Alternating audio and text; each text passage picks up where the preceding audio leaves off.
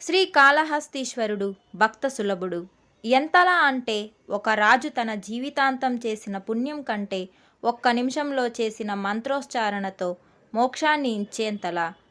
చక్రధర మహారాజు జీవితాన్ని మార్చేసిన ఆ ఒక్క మంత్రం వెనక ఉన్న అసలు రహస్యం ఏమిటి? ఈ వీడియోలో చూడండి. లోగడ హాలాస్య నగర అంటే మధుర నగర పరిపాలకుడైన వజ్రకిరీటి మహారాజు కుమారుడు చక్రధర మహారాజు ప్రజారంజకంగా రాజ్యపాలన కొనసాగించాడు. అతడు మహాబల పరాక్రమ సంపన్నుడు, ధర్మపరాయణుడు, సత్యసంధుడు, శివపూజా తత్పరుడు, నిరంతర ధర్మగుణ ప్రదీపుడు. ఆ మహారాజుకు అమృతలత, కాంతిమతులు అను ఇరువురు కుమార్తెలు. పుత్ర సంతతి మాత్రం లేకపోవడం వల్ల మానసికంగా కుంగిపోయేవాడు. రాకుమార్తెలు తమ పూర్వపుణ్య వైభవం వల్ల శివభక్తులై నిత్య శివపూజలను చేస్తూ సంతోషంతో కాలం గడపసాగారు. కొంతకాలం గడవగా మహారాజు భార్య విమలాదేవి గర్భవతి అయ్యింది. ఆ సమయంలోనే మహారాజుకు పూర్వజన్మార్జిత పాపఫలం వల్ల పాషాండులతో సాంగత్యం కలిగి శివద్వేషం కలిగింది. శివద్వేషి అయిన ఆ మహారాజు దిగ్విజయ యాత్రకై సైన్య సమేతంగా బయలుదేరాడు.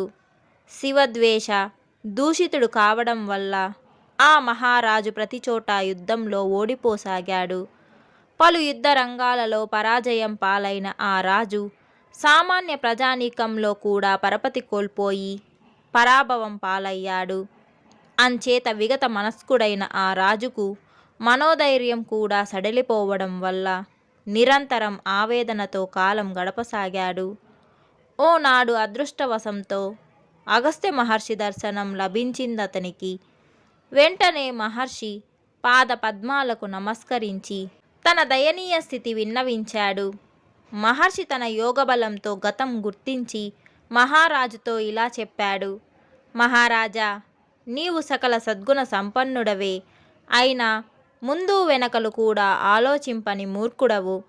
ఆత్మహితం కోరినటువంటి ప్రాజ్ఞులతో శాస్త్ర మర్యాదలు ఆలోచించని మందమతివి.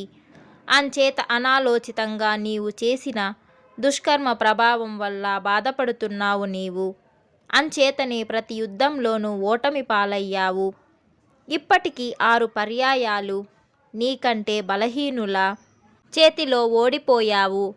విరోధి రాజుల చేత పరాభవింపబడ్డావు. శాంతంగా బాగోగులు ఆలోచింపక తొందరపడి చేయు కార్యములు ఫలం ఇలాగే ఉంటుంది. ఇందులో ఆశ్చర్యం లేదు. ఇది సహజం కూడా. అనాలోచిత కార్యాల వల్ల ఆపదలు పాలు కావడం లోక సహజమే. దైవోపహతుడైన వానికి దుష్ట సాంగత్యం వల్ల దుర్బుద్ధులే పుడతాయి. ఉదర పోషణార్థం పాషాండులు నిన్నాశ్రయించారు. వారి ప్రభావం వల్ల శివపూజను విస్మరించి శివద్వేషం పెంచుకున్నావు నీవు. ఇప్పటికీ కూడా పాషాండ స్నేహం విడనాడలేదు నీవు. శివభక్తులందరూ శివుని యందు విభూది రుద్రాక్షల యందు నీకు గల ద్వేషమే నీ పరాజయమునకు ప్రధాన కారణం. ధర్మ వృక్షమునకు శివుడు మూలం. విష్ణువు ఆదిగా గల దేవతలు కొమ్మలు. మూలమగు శివుణ్ణి పూజించువారు శాఖలను కూడా పూజించినట్లే. కనుక శివద్వేషం మాని శివార్చనారతుడవై ఉండడం శుభదాయకం. శివార్చన వల్ల విష్ణువాది ఇతర దేవతార్చన ఫలం లభించినట్లే. కాన నా మాట విని ఇకనైనా శివద్వేషం మానుకొని ఆ మహానుభావుణ్ణి ఆరాధించు. ఇలా చెప్పిన మహర్షి మాటలతో మనసు మారింది మహారాజుకు. మహర్షిని తరుణోపాయం కోరాడతడు. మహర్షి కనికరించి 17 అక్షరాలు గల శ్రీకాళహస్తీశ్వర చరణౌ శరణం అహం ప్రపద్యే అను మంత్రం ఉపదేశించాడు మహారాజుకు. శ్రీకాళహస్తి క్షేత్రం వెళ్ళి తదేక దీక్షతో నియమబద్ధంగా జపించమని ఆదేశించాడు. సంకల్పసిద్ధి లభిస్తుందని ఆశీర్వదించి పంపించాడు. చక్రధర మహారాజు తన కుమారుడైన రాజశేఖరునికి పట్టాభిషేకం చేసి రాజ్యం అప్పగించి శ్రీకాళహస్తికి వెళ్ళాడు. సువర్ణముఖిలో స్నానం చేసి దక్షిణ కైలాసగిరి ప్రదక్షిణం చేసి మాఘమాస కృష్ణపక్ష చతుర్దశి నాడు ప్రపత్తి మంత్రం దీక్షతో జపించాడు. మరుసటి దినం వాయులింగమునకు ఎదురుగా కూర్చొని పూజిస్తూ ఆ రాత్రి గడిచిన తరువాత ప్రాతకాలంలో ఆవలించాడు. ఆవలింతతో పాటు ప్రాణం విడిచాడతడు. మహాయోగులకు సైతం లభించని శివసాలోక్యం ఒక్క రోజులోనే సంతరించుకున్నాడతడు. ఎంతటి పుణ్యాత్ముడో ఆ మహారాజు!